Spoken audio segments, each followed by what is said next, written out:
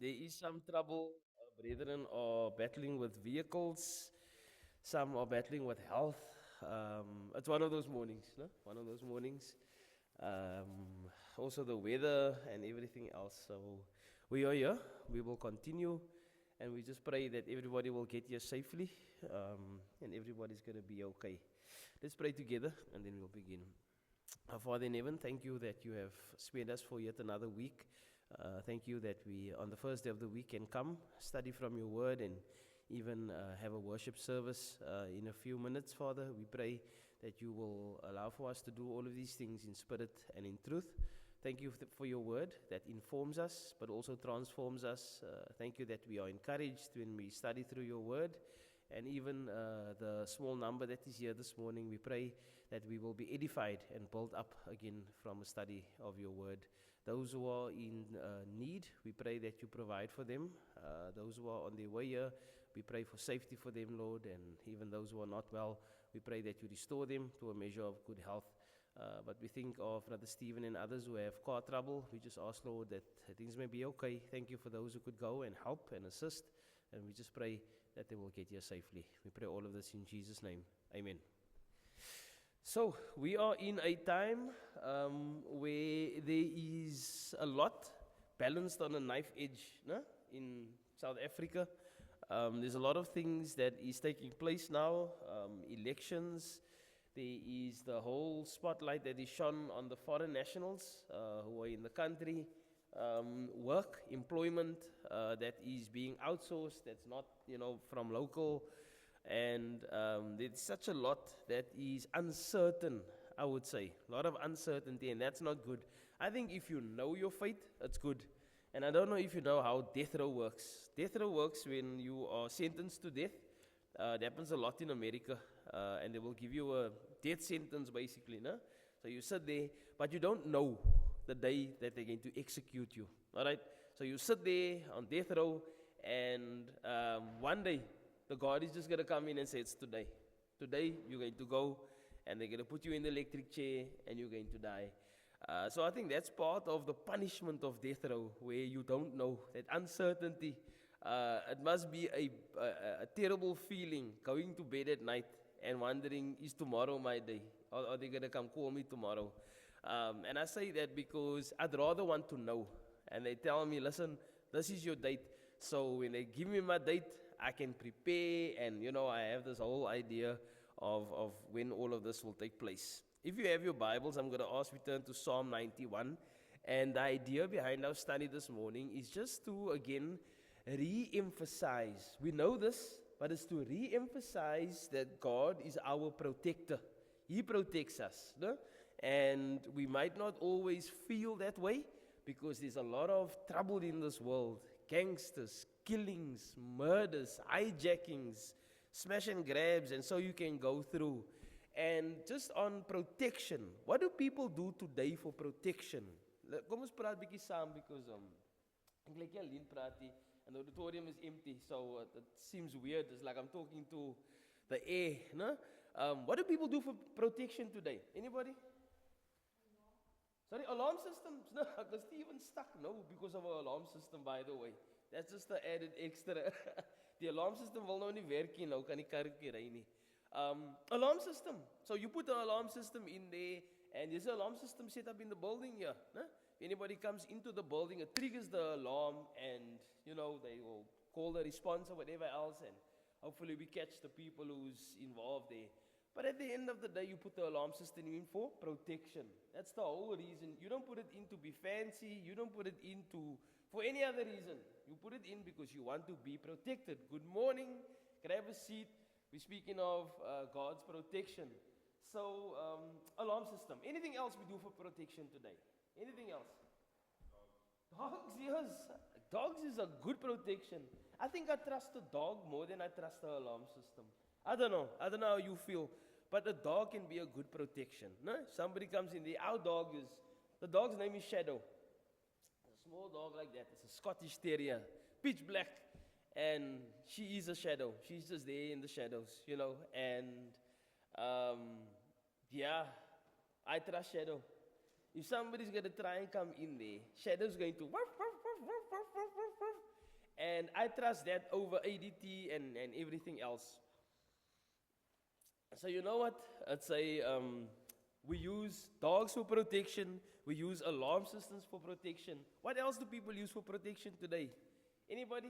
Feel free. If you just came in, we're talking about protection and what people do for protection today. Dogs is one. Alarm systems is another. What else? Walton? E.G.? Yeah, you come in, we ask you questions here. Burglar bars. Burglar bars. We don't have any here, no? Burglar bars. But you'll see, did you know that when the people from overseas come and they see burglar bars, they get very, very nervous. Because they think now that it's a very dangerous place to be if you have burglar bars on. Where they live, there's no burglar bars. Nobody's got burglar bars. You know, so when they see burglar bars, their mindset is that you must be protected here. That's why you put burglar bars on. All right? And it's sometimes threatening. But yes, those are things that people use for protection. Protection from what? Well, what are you protecting yourself from? From danger? From? Fellow human beings who has ill motives, no? So, danger, fellow human beings. What else are you protecting yourself from? If you look at the weather today, no? There is storm alerts and all these other things. What do you do as far as protection from the weather? Is there something that you can use for protection from the weather? Umbrella. It rains, I put up my umbrella. I've seen some people fight with the wind in an umbrella. Have you seen that already? Yeah, I've seen some people lose a fight to the wind with that umbrella, especially if you turn it the other way and the wind catches us. It's over. But you use it for protection. So I think in all spheres, we can think of why we use protection. No? It's to keep you safe. It's to guard against the evil, against the danger, against whatever else. So I'll put up burglar bars. I will put on sunscreen for protection from the sun. And we can go on and on and on. For the purpose of this morning's lesson, we're going to be, if you came in a little bit later, in the book of Psalms, okay? And we are going to be reading out of Psalm 91. And Psalm 91 speaks of the protection of our Lord. Now, Psalm 91 is not the only psalm that speaks of God's protection, but there are many other psalms that speaks of God's protection. But let me say this before I get there. And this is going to prod your mind to think a certain way. Peter quotes Psalm 34, and Peter says this, "For the eyes of the Lord are over the righteous, and his ears are open to their cry." That's in 1 Peter 3:12, Psalm 34, verse 15. My question is, does God only protect the righteous? And now you must answer now, no? Does God only protect those who are righteous? Anybody can go first. Victor, what do you say? Oh, Brother Blessing, Brother Blessing's got it. Yes, sir. It's for everyone. Okay.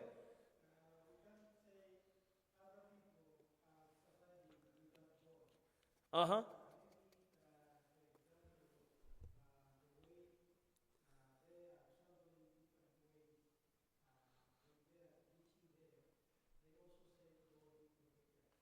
God kept them safe. So even though they're not righteous, God still protects them. Okay.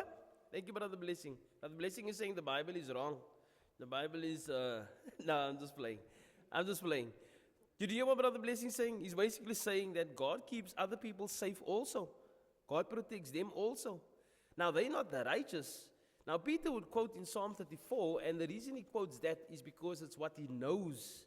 Remember, through the ages, God has protected his people. God has protected families. God has protected individuals. And you might say, but how does God's protection work? E.g., is sometimes a difficult thing to explain. Does God miraculously protect us? Or does he naturally protect us? We know that he protects us, but how does this protection actually take place? It's similar to his providence. Sometimes hard to explain, no? Because does he put a special protection layer over Wycliffe And Wycliffe is going to walk in the road and the bus comes and the bus won't be able to ride over Wycliffe. Why? Because God's protection is over him.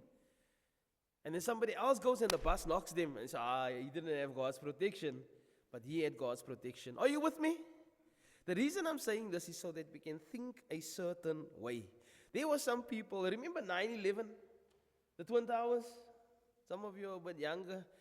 Where were you when the planes went into the Twin Towers and the terrorist attack on America? And you remember that, E.G.? Well, you don't remember it? E.G. E.G., you're older than me, but you must remember that. That took place, and it was a normal day in the USA, and people went to work as per normal, and lo and behold, a plane goes into one of the Twin Towers. And at first, they were not sure how and what and where, and another plane goes into the Twin Towers. And it was, I'm not sure of the amount of people that died that day, but there was a lot of people who did not make it. They died. They were not protected. In amongst those people were Christians, non-Christians, believers, non-believers, righteous, unrighteous. All of them were there. And we might put our hand up this morning and say, but if God protects the righteous, then where was God? Because we have some brothers and sisters who died in the 9/11 attacks. Brother Stephen, we're glad to see you, brother. We're not going to ask you any questions. We're just glad to see you, that's all. After we can deal with everything else afterwards. Glad you guys are here and everybody is safe. The reason I say this is, what about that guy who overslept that morning? There was a guy who overslept, and he was supposed to be at work, but he wasn't at work. And on his way to work, he sees the plane go into the tower, and that would have been him in that office. He would have been also one of the statistics. Did God let him sleep late? Did God let him oversleep? What about the guy who got sick? He got sick and he did not go. He called into work. He said, I won't be coming in today. I'm not feeling well. And there the plane goes into the tower. And he said, God made him sick so that he didn't go in. And the reason I'm saying this is, we understand and know that God protects us. We pray for protection, not so? But how does he protect us? Does he make us sick at times so that we won't get into an accident? Does he let us take a wrong turn because there's danger up ahead? Have you thought about it? Let me tell you this, that as far as God's protection and his providence goes, sometimes it's hard to explain. We know it's there. It's as real as the wind. But it's sometimes something that when you need to explain it to somebody, it's very, very difficult.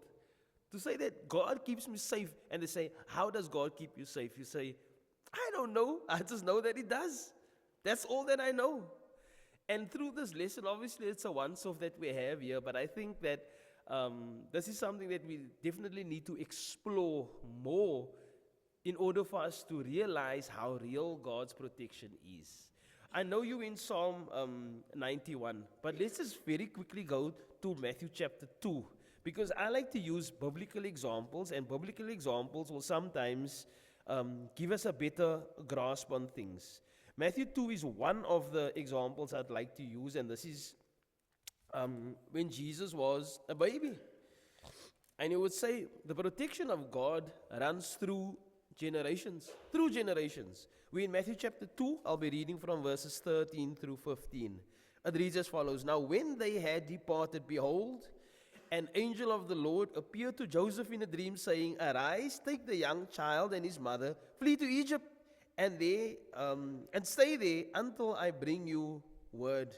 For Herod will seek to the young child to destroy him. So obviously, every boy child here under 2 years old, Herod wants to kill. Okay?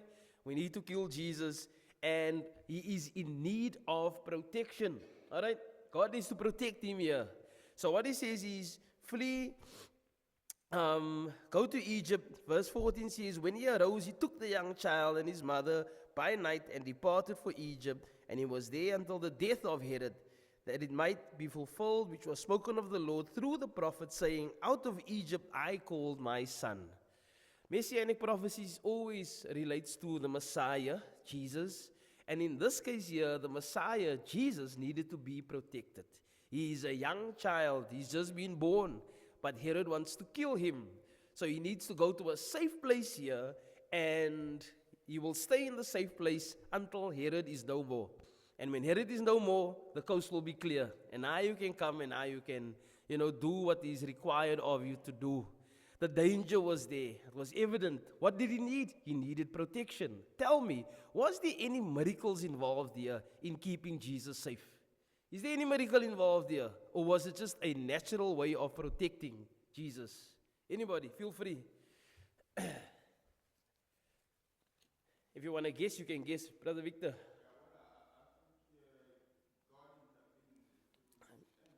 God intervened.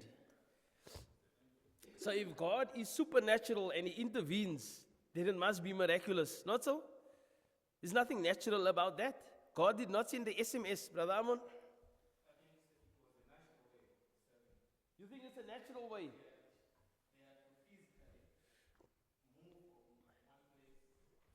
So are you saying it's a combination of the two maybe? Yes? Oh, E.G., you with us? Give me a fright there. I thought you were not with us. E.G. says it's a combination. Why a combination of the two, do you think? Because there's an instruction given and then they obey the instruction. Who's the instruction from? Instruction from God How is the instruction given? that they must depart from the place that they were to go to. But how does He give that instruction? Through a dream. Is that a natural way of speaking? Does God speak with you in a dream today?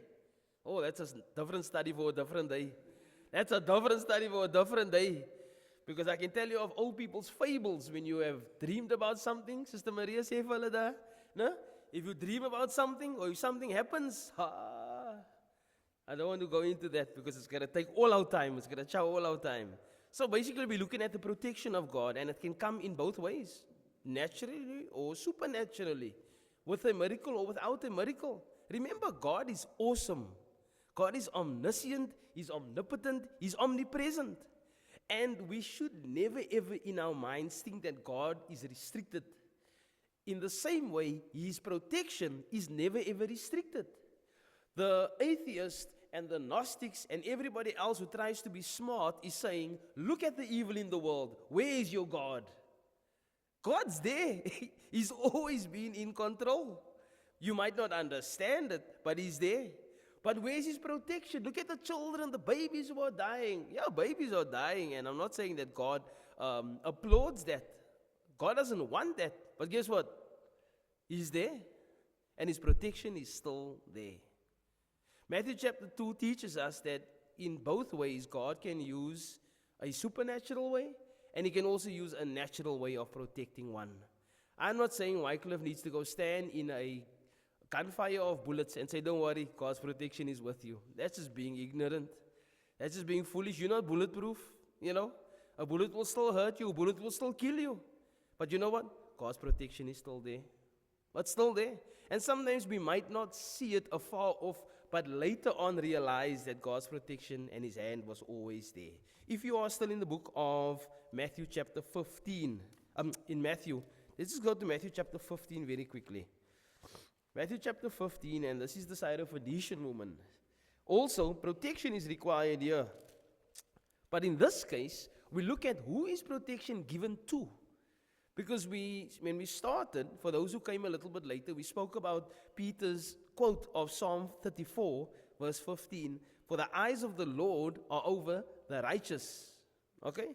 And His ears are open to their cry. We are in Matthew chapter 15 now, and we read from verse 21. And it will read as follows. Then Jesus went out from there and departed to the region of Tyre and Sidon. And behold, the woman of Canaan came from that region and cried out to Him, saying, have mercy on me, O Lord, Son of David. My daughter is severely demon-possessed. But He answered her not a word.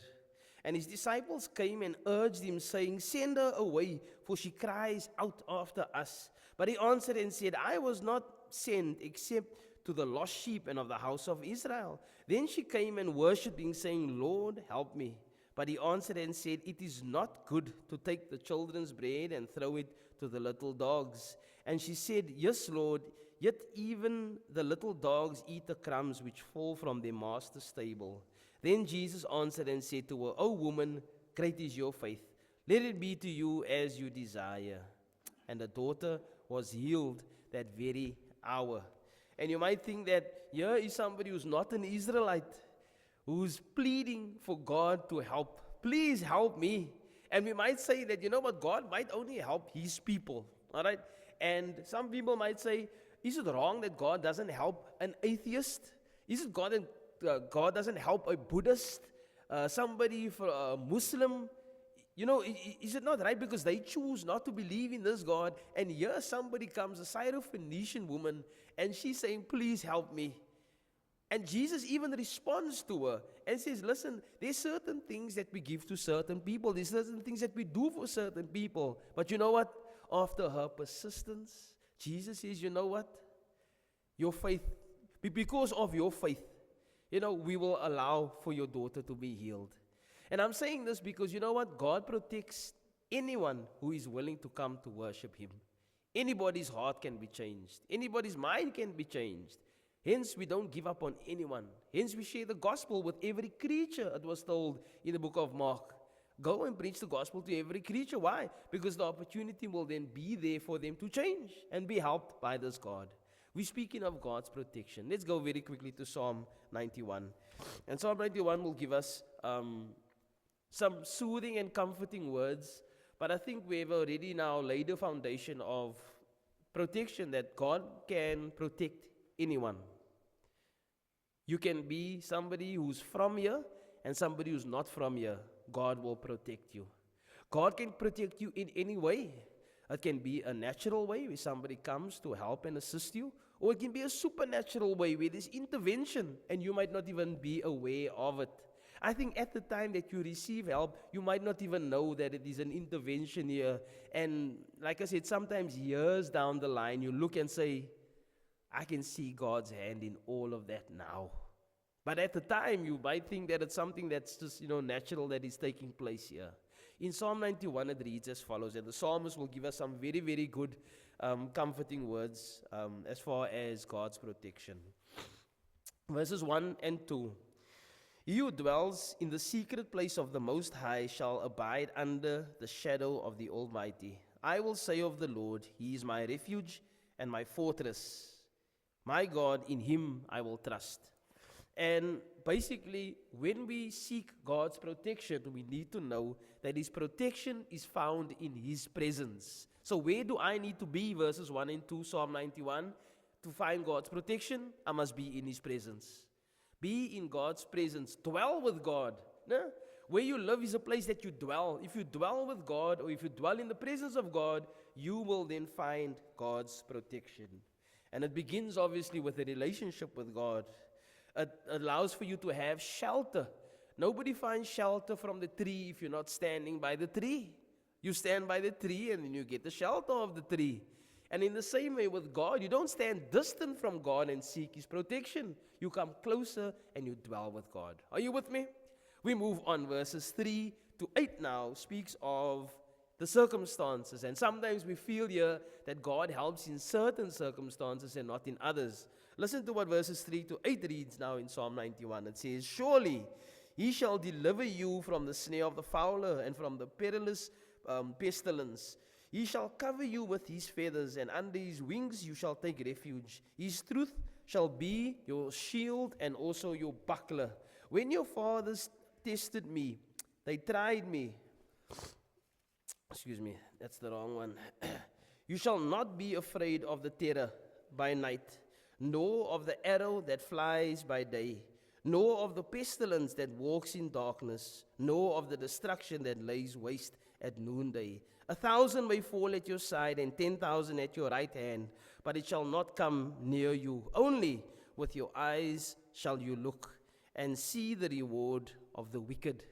And as much as the righteous is rewarded, the evil also gets rewarded. And you might feel that some people might not deserve God's protection, but guess what? He provides protection for everyone. In the same way, He provides salvation for everyone.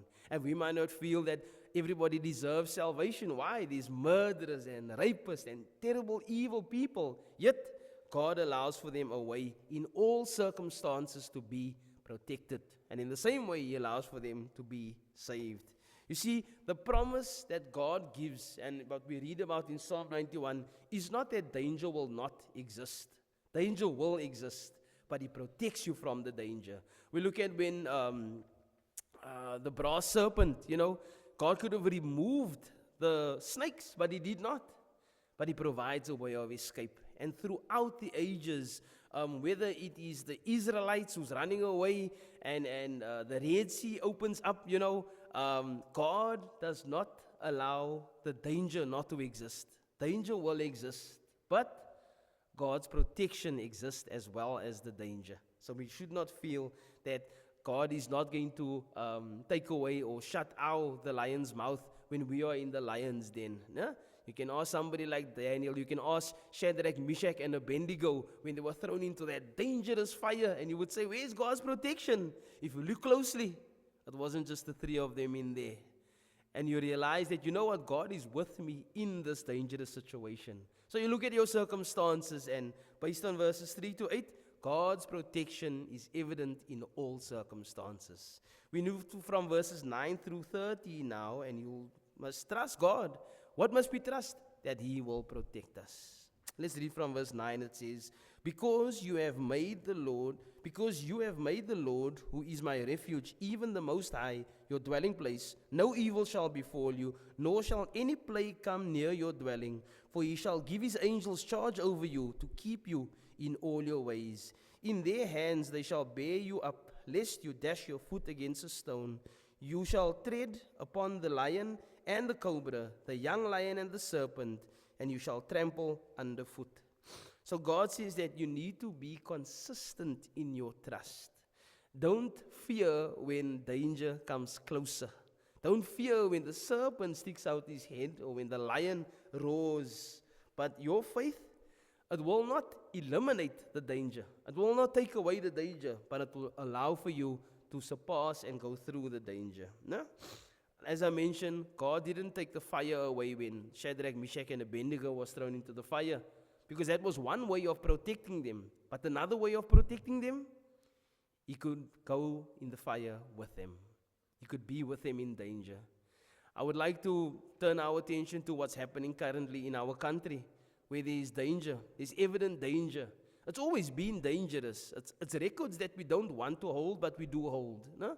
Crime capitals of the world, most murders, most corruption, most whatever else. And it's records you wish were different, but the danger is there. It's evident.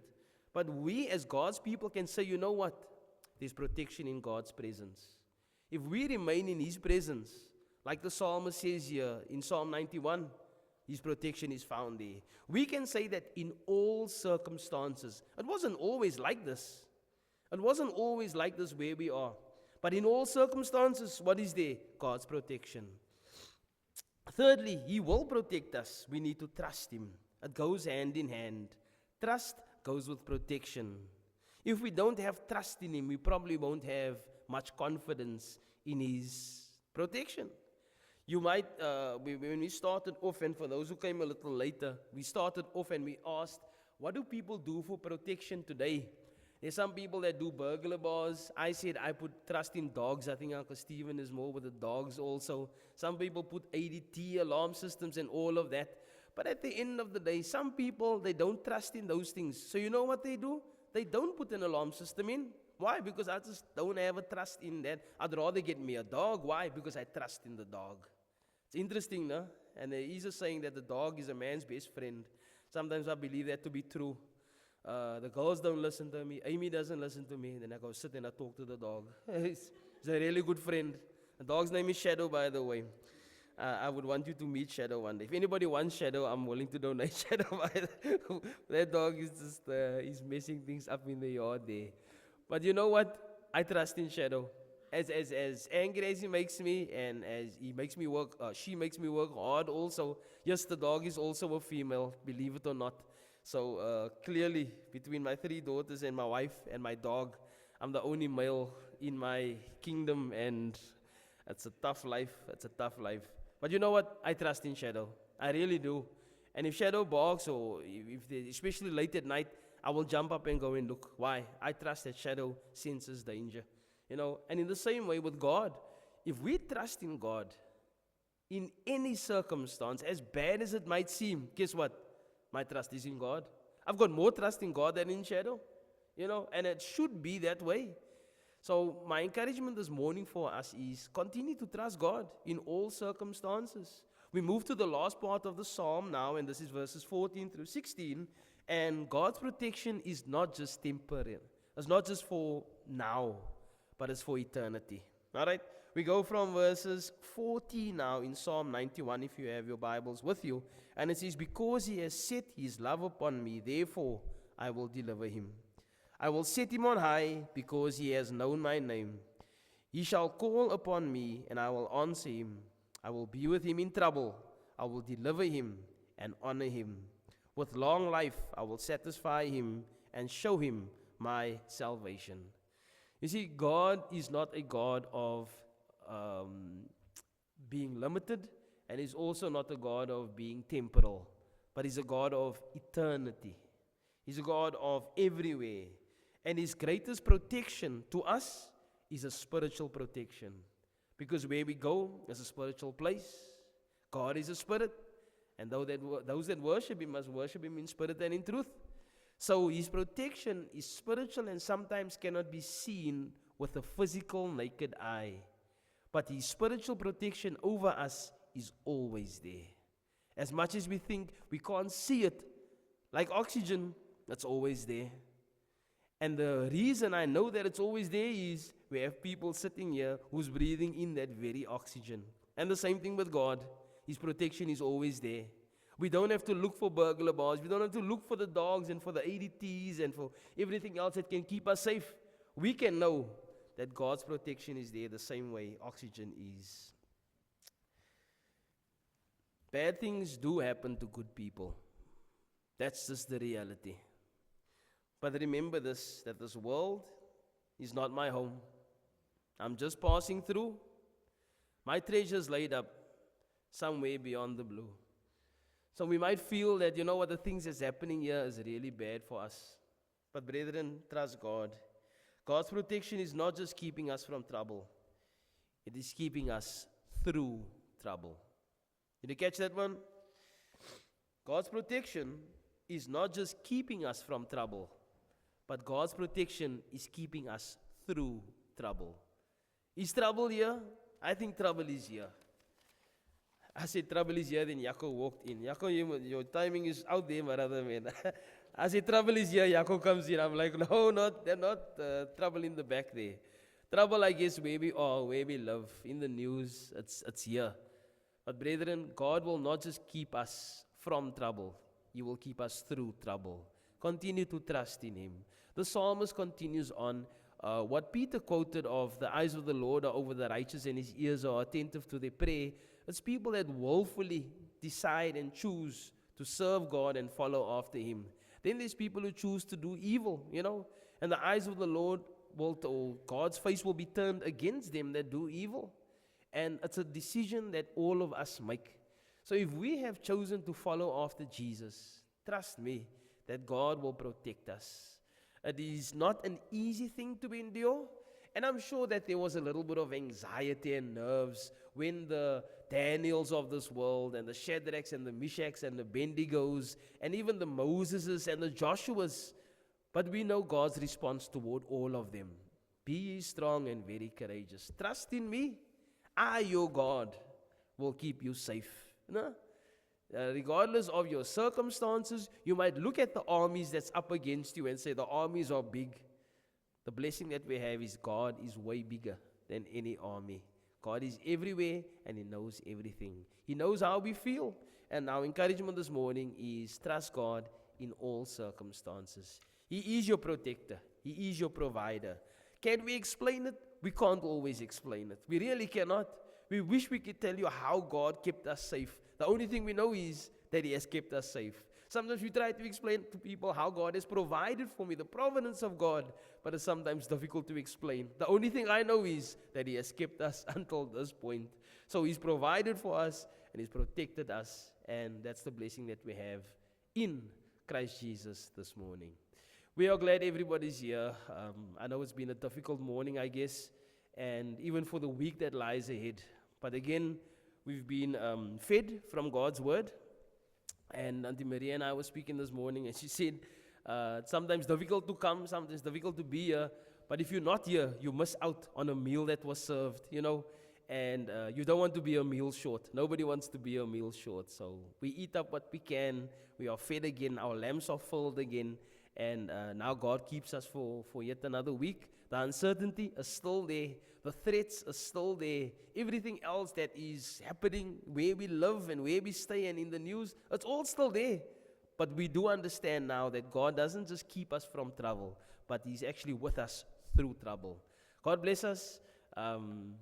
We are glad that everybody is here this morning. Thank you very much.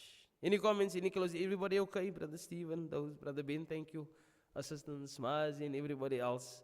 Glad everybody's here. Uncle Stephen, you okay? You've been protected.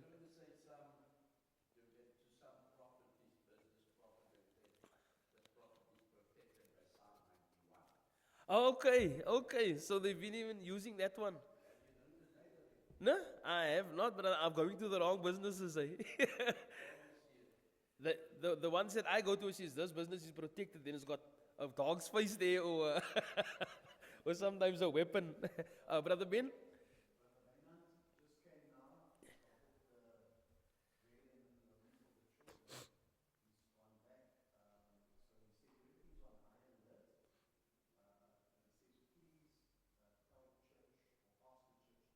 Mm.